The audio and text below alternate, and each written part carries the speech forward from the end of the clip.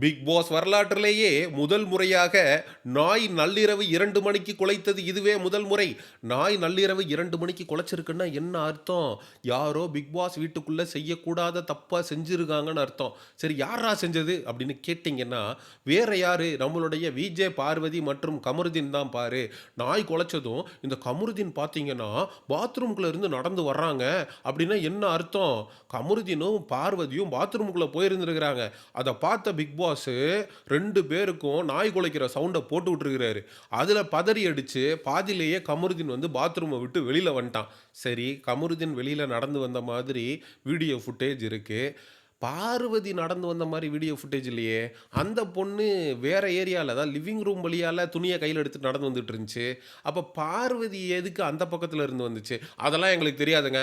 கமருதீன் பாத்ரூம்குள்ள இருந்து வந்தான்ல, அப்ப பார்வதி அங்க தான் இருந்திருக்கும். இதுக்கு முன்னாடி ஸ்மோக்கிங் ரூம்ல வந்து கமருதீனும், பார்வதியும் சேர்ந்து ஒண்ணா வரலையா? அதே மாதிரி கமருதீன் வந்தத மட்டும் பிக் பாஸ் காட்டுனாரு. பார்வதி வந்தத காட்டல. ஏன்டா? அதையும் இந்த மானங்கெட்ட மாமா டிவி காட்ட வேண்டியது தானே! நாங்க காட்ட மாட்டோம்ல. ஏன்னா அப்படி ஒண்ணு இருந்தா தானே காட்டுறதுக்கு. பார்வதி மற்றும் கமருதீன் 2 பேரும் பாத்ரூம்குள்ள இருந்ததாக ஒரு ஃபேக் நரேட்டிவ, ஒரு ஃபேக் அஜெண்டாவ சமூக ஊடகங்கள்ல பார்வதிக்கு எதிராக ரொம்ப கேவலமா செட் பண்ணி விட்டுருக்கானுங்க.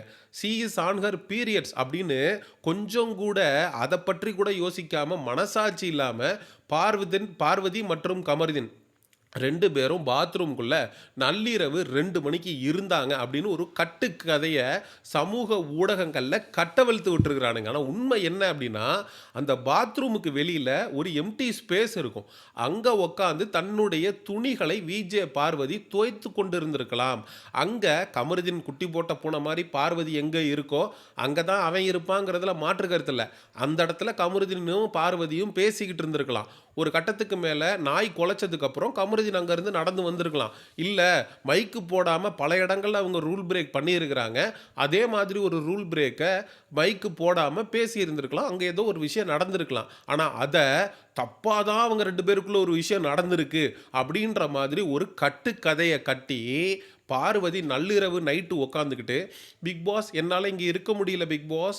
நான் ரொம்ப எமோஷனலா வந்து என்னால ஃபீலிங்ஸ கண்ட்ரோல் பண்ண முடியல பிக் பாஸ். அதனால நான் பிக் பாஸ் வீட்ட விட்டு வெளிய போறேன் பிக் பாஸ்" அப்படின்னு சொன்னதுக்கான காரணம் என்ன? குற்றம் உள்ள நெஞ்சு தானே குறுகுறுக்கும் அப்படின்னு. டேய், அடுத்த வாரம் ஃப்ரீஸ் டாஸ்க். பார்வதியுடைய அம்மா பிக் பாஸ் வீட்டுக்குள்ள வருவாங்க. வரப்போற நம்ம அம்மா கிட்ட கமருதீனோட சேர்ந்து நம்ம ஒரு விஷயத்த பண்ணிக்கிட்டு இருக்கோமே, இத பத்தி அம்மா நம்மகிட்ட கேள்வி கேட்டா, அம்மா கிட்ட என்ன பதில் சொல்றது? அப்படின்னு அவ கடந்த 4 நாளாவே புலம்பிட்டு தான்டா இருக்கா. அதே மாதிரி தான் நேத்து நைட்டும் உட்காந்து புலம்புனா. இன்னைக்கு காலையில கார்டன் ஏரியால உட்காந்து புலம்புறா. அப்படி புலம்பும்போது கமருதீன் என்ன சொல்றான், "நான்லாம் உன்ன விட்டு போமாட்டேன். நீ எதுக்கு அப்படி யோசிக்கிற? வெளியில போய் எதுவா இருந்தாலும் பார்த்துக்கலாம்." அப்படின்னு ஒரு நம்பிக்கை குடுக்குறான். ஒரு ஆண் தன்னோடு பழகுன பெண்ணுக்கு, "நான் உன்ன விட்டு போயிட மாட்டேன்." அப்படின்னு ஒரு நம்பிக்கை குடுக்குறான். அந்த நம்பிக்கைய இவங்க எப்படி எடுத்துக்கிறாங்கன்னா, நைட்டு கமருதீனுக்கும் பார்வதிக்கும் நடக்கக்கூடாத ஏதோ ஒண்ணு நடந்துருச்சுங்க. அதனால தாங்க வந்து கமருதீன் வந்து பார்வதிய கல்யாணம் பண்ணிக்கிறேன்னு சொல்றான். இல்லாட்டி எதுக்குங்க அப்படி சொல்லணும்? அதாவது இந்த மைனர் குஞ்சுன்னு ஒரு காமெடி வரும். அதுல கெடுத்தவனுக்கே கல்யாணம் பண்ணி வச்சுருங்க அதான் தீர்ப்பு. அப்படி இல்லன்னா 2000 அபராதம் கட்டிட்டா போதும். அப்படின்ற மாரி பஞ்சாயத்து வச்சாடா முடிச்சு விட முடியும்? 2 பேரும் ஒருத்தருக்கு ஒருத்தர் புடிச்சு போயி, நாங்க இது ஃப்ரெண்ட்ஷிப்புக்கு மேல, லவ்வுக்கு கீழ அப்படின்னு ஒரு உறவுல பழகிட்டு இருக்காய்ங்க. அந்த உறவ அடுத்த கட்டத்துக்கு எடுத்துட்டு போவதற்கான அனைத்து உரிமையும் பார்வதி மற்றும் கமருதீனுக்கு இருக்கு. அவைங்க 2 பேரும் கல்யாணம் பண்ணிக்கிறேன்னு பேசுறாய்ங்க. இதுவும் அமீர் பாவனி வெளியில வந்து அப்படி ஒரு விஷயத்த செஞ்சுக்கலையா?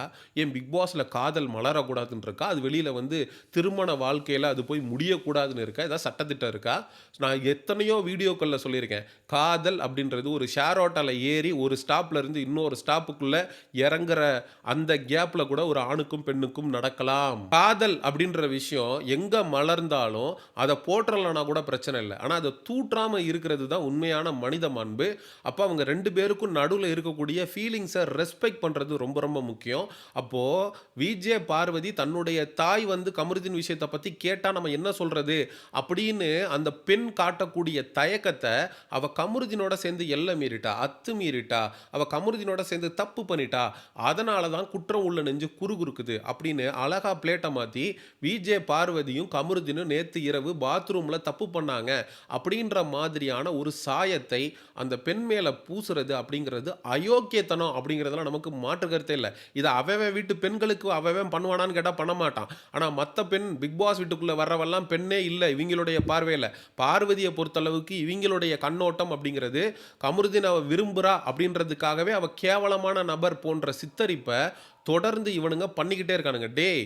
ஒரு பெண் தான் விருப்பப்பட்ட ஆணோடு பழகுவதற்கு அனைத்து சுதந்திரமும் இருக்கு. அது இந்த நாட்டிலயா இருந்தாலும் சரி, பிக் பாஸ் வீட்லயா இருந்தாலும் சரி. அந்த உரிமை கூட ஒரு பெண்ணுக்கு இல்ல அப்டின்னா, நீங்கல்லாம் பெண்ணியம், நீங்கல்லாம் வந்து இந்த ஃபெமினிசம் அப்படின்னு சமூக ஊடகங்கள்ல பேசுறதே வெட்கக்கேடு.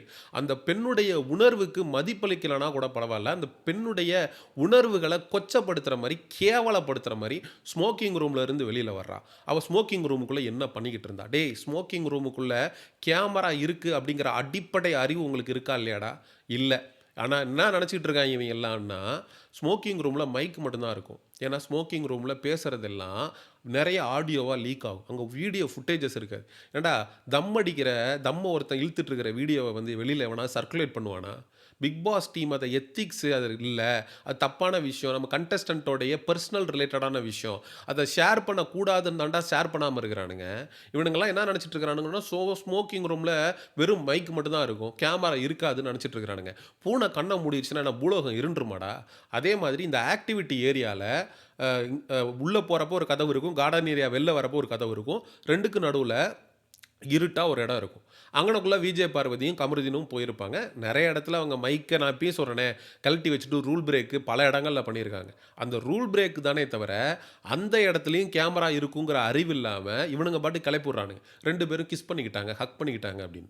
இப்போ பாத்ரூம்குள்ள 2 பேரும் எல்லை மீறினாங்க அப்படின்னு ஒரு வதந்திய சமூக ஊடகங்கள்ல பரப்பி விட்டுருக்கானுங்க. ஏன்டா அடுத்த வாரம் ஃப்ரீ ஸ்டார்ஸ்க்கு தன்னுடைய அம்மா வந்து நம்மகிட்ட என்ன கேட்க போறா? ஏது கேட்க போறா? அப்படிங்கிற பதட்டத்துல ஒருத்தி இருக்கும்போது, அவள வந்து நீங்க இன்னும் ஒரு ஆணோட சேர்த்து வச்சு கேவலமான காரியத்துல ஈடுபட்டா அப்படின்னு நீங்க சமூக ஊடகம் ஃபுல்லா ஒரு ஃபேக் நரேட்டிவ பண்றதுக்கு எப்படி தான் இவங்களுக்கு மனசு வருது அப்படிங்கிறது நமக்கு சத்தியமா புரியல. ஒரு கட்டத்துக்கு மேல நானே வெறுத்து போயி, இட்ஸ் ஹர் சாய்ஸ் டா. அப்படி எண்ட் ஆஃப் த டே அப்படியே விருப்பப்பட்டு ஒரு பெண்ணு பாத்ரூம்ல போய் ஒரு ஆணோட இருக்கணும்னு நெனைக்கிறா. அத பண்றா அப்படின்னா கூட என்ன பொறுத்தளவுக்கு அது தவறு இல்லன்னு நான் சொல்றேன். ஏன்டா புரோகிரசிவ்ன்றீங்க. ஏன்டா அதுக்கு மேல என்னடா பண்ண முடியும்? வீடு அங்க கேமரா இருக்காது. அவங்க தங்களுடைய தேவைக்காக தங்களுடைய பெட்ரூம பயன்படுத்திக்குவாங்க. இந்த இடத்துல எல்லா இடத்துலயும் கேமரா இருக்கு. ஒரு பெண்ணுக்கு உணர்வு வரும்போது என்ன பண்ண முடியும்? எண்ட் ஆஃப் த டே அப்படி ஒரு விஷயத்த பார்வதி பண்ணல. அப்படியே பண்ணா கூட என்ன தப்புங்கிறேன். இதே சீசன் 1ல இதே ஆரவ் மற்றும் ஓவியா 2 பேரும் மாத்தி மாத்தி முத்தம் குடுத்துக்கலையா? அத கமலஹாசன் அவர்கள் அட்ரஸ் பண்ணலையா? அப்படி அட்ரஸ் பண்ணும்போது ஆரவ் மறுத்தாரு. நான் முத்தம் குடுக்கலன்னு. ஆனா முத்தம் குடுத்தாருன்னு ஓவியா சொன்னாங்க. உண்மையிலேயே ஆரவ் முத்தம் குடுத்திருந்தாருன்றத நிரூபிக்கிறதுக்காக தான் ஆரவ வந்து அந்த இடத்துல குற்றவாளி கூண்டுல வந்து கமலஹாசன் அவர்கள் ஏற்றியிருப்பாரு. இல்லாட்டி அது 2 பேருக்கும் நடுவுல நடந்த மியூச்சுவல் ஆரவ் மட்டும் ஒத்துக்கிட்டு இருந்தாருன்னா, அது 2 பேருக்கு நடுவுல நடக்கிற தனிப்பட்ட விஷயம். அத யாராலயும் தலையிட முடியாது அப்படின்னு கடந்து தான் போயிருப்பாங்க.